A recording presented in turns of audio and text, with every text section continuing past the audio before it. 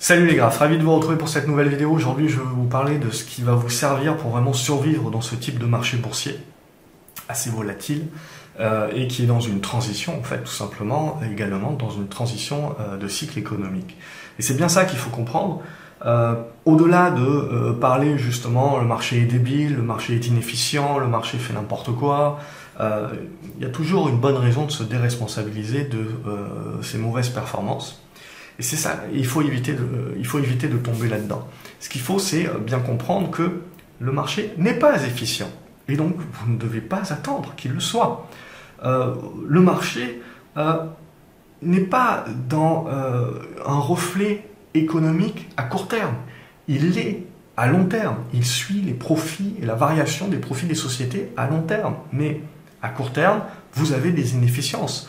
Tout simplement parce que les profits de vos sociétés sont diffusés trimestriellement, alors que les cours de bourse cotent chaque jour. Donc, vous avez de la spéculation, vous avez des anticipations, vous avez des projections qui sont faites en permanence, et vous avez une question de flux parfois, où vous avez des cycles où on va décider de payer certaines sociétés beaucoup plus cher que ce qu'on les avait payées dans le cycle d'avant, parce qu'on a beaucoup plus d'argent que dans ce cycle-là que dans le précédent et qu'il faut bien placer cet argent-là. Donc vous avez des cycles comme ça où la bourse n'a pas nécessairement d'alternative et donc vous avez énormément de flux qui rentre et qui va survaloriser encore plus le marché. Mais parce que vous avez des flux qui rentrent, cette survalorisation peut durer bien plus longtemps que ce que vous le pensez.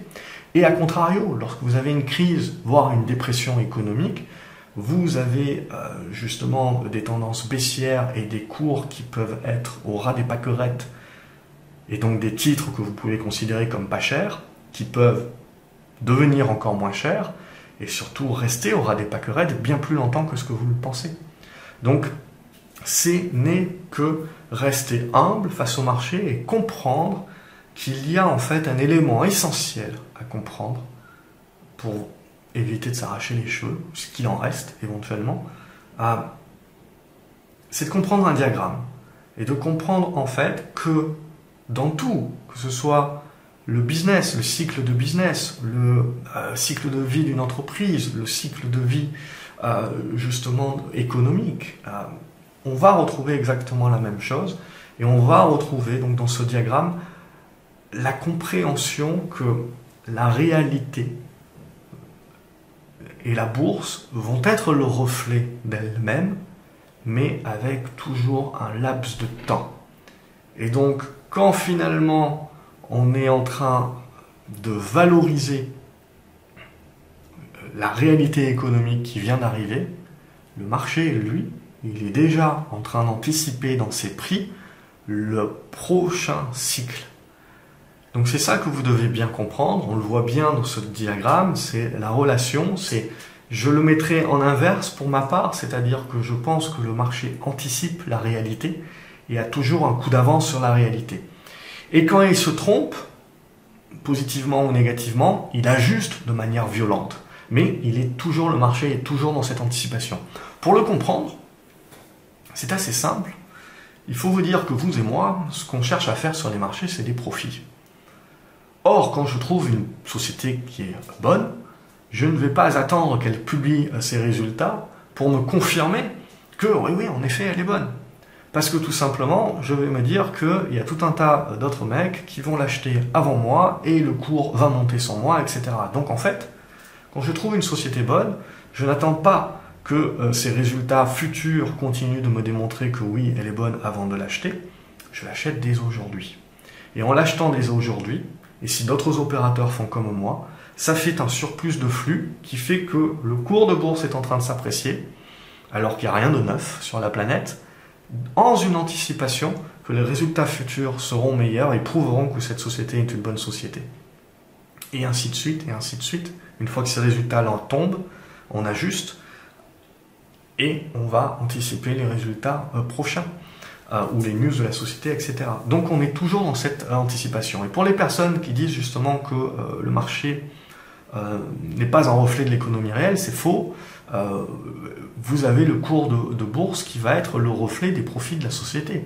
C'est juste que vous allez avoir un timing, une distorsion dans l'espace-temps finalement, en règle générale de 6 mois, 9 mois, avec une certaine anticipation. Très souvent, ce que vous allez voir, c'est que lorsqu'une société anticipe va déclarer un profit warning ou va déclarer que les marges se font rogner ou que ça va pas bien, etc., très souvent, si vous regardez le cours de bourse, eh ben, il est déjà dégradé depuis plusieurs mois.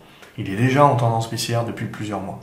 Et à l'inverse, lorsque vous avez des sociétés qui étaient au bord du dépôt de bilan, mais qui se sont restructurées et qui sont en mode recovery, très souvent, avant même que la société puisse commencer à diffuser de l'information qui vous permet de valider que c'est bon, la recovery est en marche, le cours de bourse s'est déjà retourné.